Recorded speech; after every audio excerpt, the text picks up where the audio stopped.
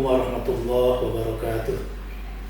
Bismillah, alhamdulillah, wassalatu wassalamu ala rasulillah Sayyidina Muhammadin bin Abdullah wa ala alihi wa sahbihi wa man tabi'ahuda, amma ba'du. Rabbi syrah li sadri wa yassir li amri wahlul 'uqdatam min lisani yafqahu qawli. Kaum muslimin, muslimat rahimakumullah. Alhamdulillah wa syukru ala ni'amillah. Saat ini kita berada dalam suasana dan nuansa bulan Ramadan 1443 Hijriah. Bulan yang di dalamnya syarat dengan samudra pahala. Rangkaian ibadah dapat kita tunaikan, berbagai kewajiban kita laksanakan, kesemuanya itu dalam rangka kita ingin menunjukkan kepada Allah Subhanahu wa Ta'ala sekaligus mengharap ridhonya. Semoga kesemua yang kita lakukan pada bulan ini adalah bagian dari ketaatan kita kepada Allah Subhanahu wa Ta'ala. Kaum muslimin muslimat rahimakumullah.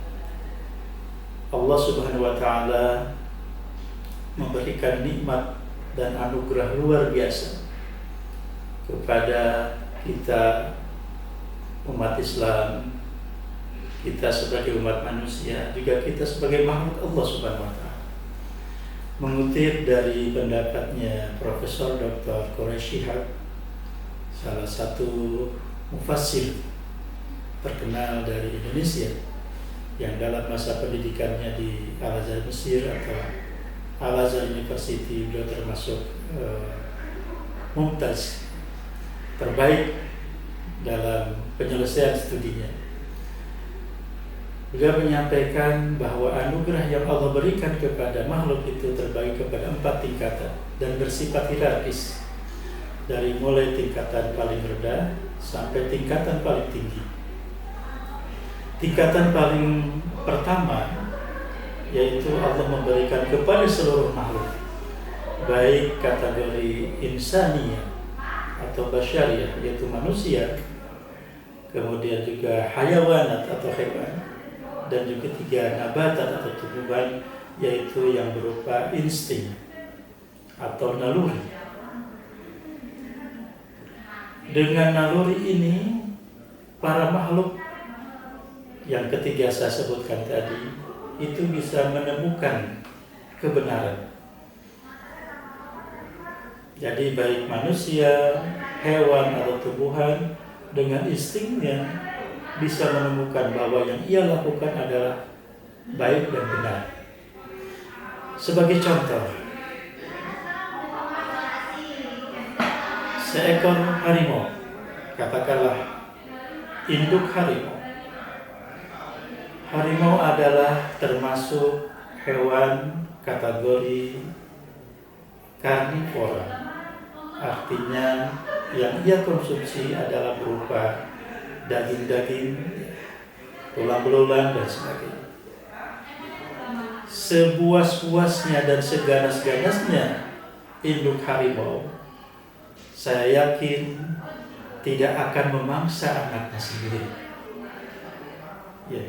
Ia punya naluri keibuan, ia punya naluri kepribinatangan.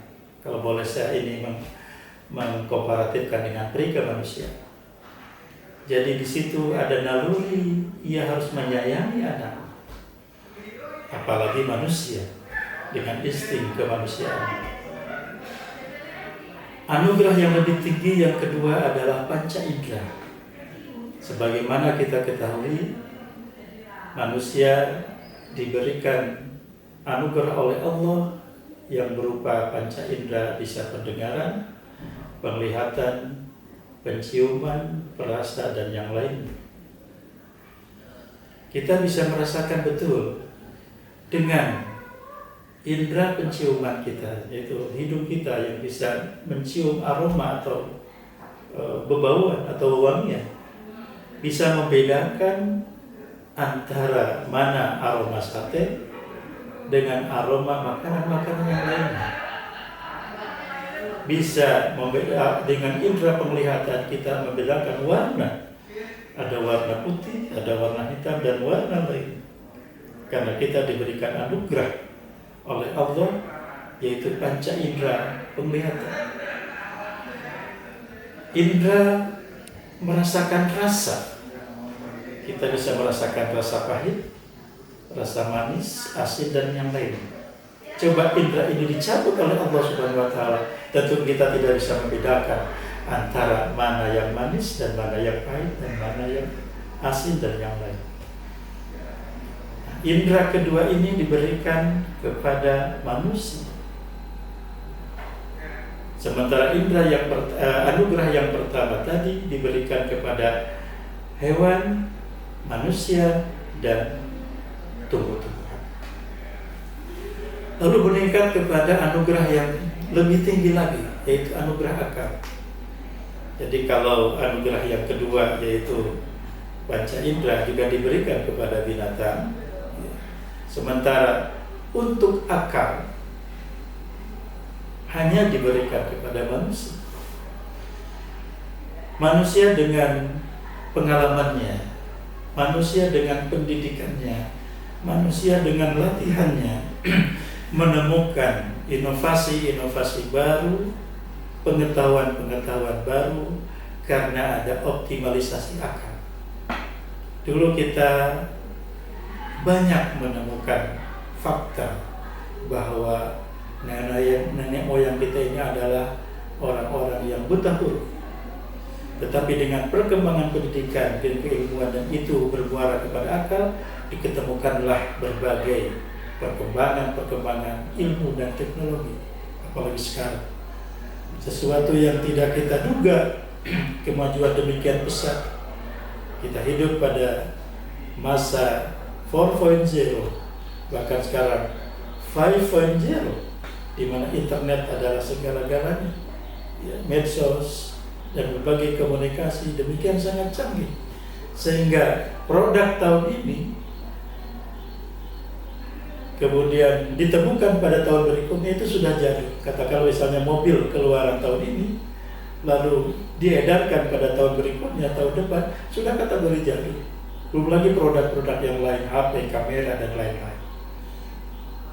Jadi dengan akal manusia mampu merubah peta dunia dari keterbelakangan menuju kemajuan, dari kebodohan menuju kepada keilmuan, dan dari kemiskinan menuju kepada kekayaan. Dan yang terakhir, dan ini yang paling tinggi, adalah anugerah Allah berupa agama. Dan hanya diberikan kepada manusia yang mendapatkan taufik dan hidayah dari Allah Subhanahu wa Ta'ala. Ibaratnya, kalau boleh saya gambarkan, ada seorang perenang. Ia jago renang 100 meter mungkin cuma dalam hitungan detik, tapi itu dilakukan di kolam renang. Coba kita bawa dan kita tantang si perenang ini untuk berenang di lautan luas, di samudra yang ombaknya mungkin di atas 5 meter atau 10 meter. Apakah dia mampu berenang tanpa alat? Nah, ternyata manusia mampu berenang di lautan bebas dengan alat bantu yang berupa pelampung. Nah, agama adalah merupakan pelampung bagi manusia untuk mengarahkan dirinya supaya dia bisa selamat dari berbagai ombak-ombak kehidupan, dari berbagai ujian-ujian kehidupan di dunia ini. Jadi agama adalah anugerah Allah yang paling tinggi yang diterimakan kepada umat manusia dengan syarat ia mendapatkan taufik, hidayah, dan beriman kepada Allah Subhanahu wa Ta'ala. Mudah-mudahan kajian singkat ini bermanfaat. Semoga kita senantiasa menjadi hamba yang istiqomah dalam kebaikan, sekaligus bisa senantiasa melakukan berbagai hal yang ada kajiannya dengan supaya kita mendapatkan ridha Allah Subhanahu wa Ta'ala. Wallahu muwaffiq ila aqwamit thoriq. Wassalamualaikum warahmatullahi wabarakatuh.